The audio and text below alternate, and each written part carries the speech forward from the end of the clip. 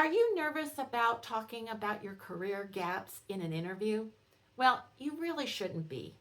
In today's video, I'm going to help you be confident in answering this question. Hi, I'm Shelley Piedmont, a former recruiter turned career coach, and I want you to thrive and not just survive your job. So why are you asked this question? Well, it's because hiring is a risky business. And part of the interview process is to get to know you, to understand you better. That's your knowledge, skills, expertise, but also your career history, and gaps are part of that. So they want to know, are you able to work now? And what about your skills? Have they deteriorated? And what are any challenges you might face in working now? So that's how they're thinking. So that's why they would ask this question. Now, I want you to think about whether your answer is going to be a problem for them.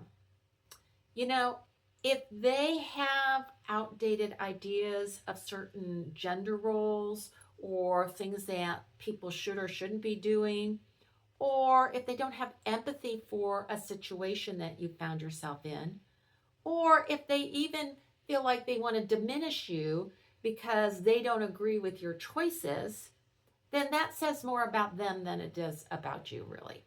And one thing I would think about is if they hold that against you, and that is before you get hired, if you do get hired, think about how they may think about your situation if you have to deal with some of these issues while you are working for them and they're not very receptive to it. Would it be the right place for you to work? If you like this content, I always appreciate hitting that like button. Go ahead and subscribe to my channel and hit the notification so you know when my next video is available. So let's talk about how you do handle this question. And you want to do it honestly, succinctly, and forward-looking. The first thing is honestly. You want to make sure that you are addressing the issue. You don't want to fudge what happened, so don't lie about it. But you also then want to handle it succinctly. So let's talk about how you do that. Well, you can simply say something like, I had to deal with an elderly relative who needed my help, or I took a sabbatical, or I stayed home to be with my children, or I was laid off, or I left a company. Very simple. Don't really need to get into a lot of conversation about that. They want to know what happened. You explain what happened. And then the second thing is you want to talk about what you did in that gap time. Not in terms of the illness or taking care of an elderly person, but what skills, what development did you have during that time? So remember, they're worried that maybe your skills have deteriorated during that time that you were not working. So if you have been able to develop different skills, talk about that. Maybe you took a class, maybe you got a certificate, maybe you've done volunteer work and you have shown leadership, or you've developed new skills. That's what you want to talk about to explain that your skills are still good or even have improved. And the last thing you want to do is be forward-looking. So you want to pivot to what I can do for you, you being the employer. So things like, I'm really excited because I'm really anxious to get back to work, or I have all these new skills and I want to put them to use in a role that will fit. So what this does is it leaves what could be construed as a negative question and turns it into a positive, all about the good things that you will bring to that role. So let's talk about how you might put this together for specific scenarios. So let's talk about if you left the position because you were fired for cause or even performance, and it's taken you a little bit of time to recoup from that, and you're now in the job search. What you can say there is, I did leave this organization. and say something very positive like, I really learned a lot there. Unfortunately, it wasn't a good fit for my skills and my interests. I've been giving it some thought as to what the next step for me should be. This role really interested me because I can see it offers, and then you can talk about how it aligns to your strengths, skills, values, whatever it might be. Another example would be if you took time off for childcare. So you could say something like, yes, I did take a few years off for childcare. That was important. During that time, I was involved in this activity and this activity. I learned this skill. I was leader of this. And now that my childcare duties are no longer required, I'm anxious to go back into the workforce where I can use these skills and the things I did before I took my break to help your particular organization. You can say something like that. Or you can say, if it's your own health problem, yes, I had to deal with my health issue. I'm so happy that that is now passed. I am really looking forward to going back in the workforce. I do miss it. And these are the things that I can offer you. That's how you might be able to handle those types of situations when you're asked about the gap. Now, there are 3 things that you shouldn't do when answering this question. And the first one is apologize. Don't say, I should have done this, or it would have been better if I did this. No need to apologize. Sometimes things happen to you. Sometimes you make decisions.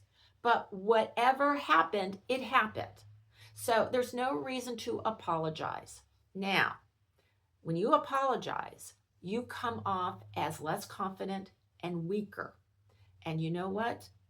That's not something that's attractive for employers. So the second thing you don't want to do is overshare.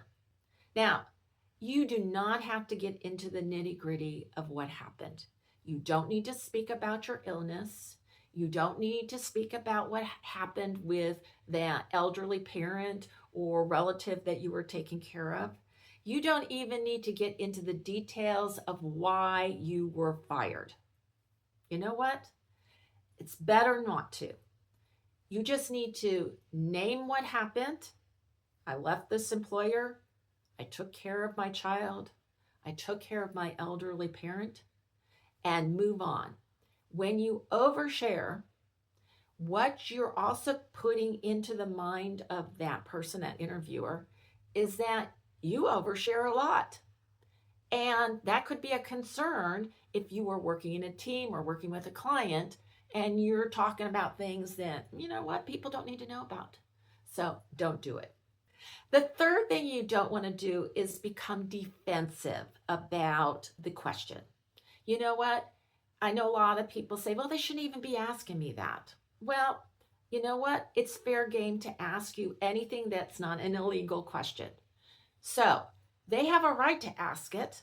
And you, as a smart person who wants to make a good impression, should not be defensive about that. Not anything like, well, why are you asking me that? Defensiveness is not a good look. So put it aside and, using my tips, answer the question to the best of your abilities. That will make a better impression. Sometimes I get asked, should you proactively address a career gap? Sometimes it will be the elephant in the room.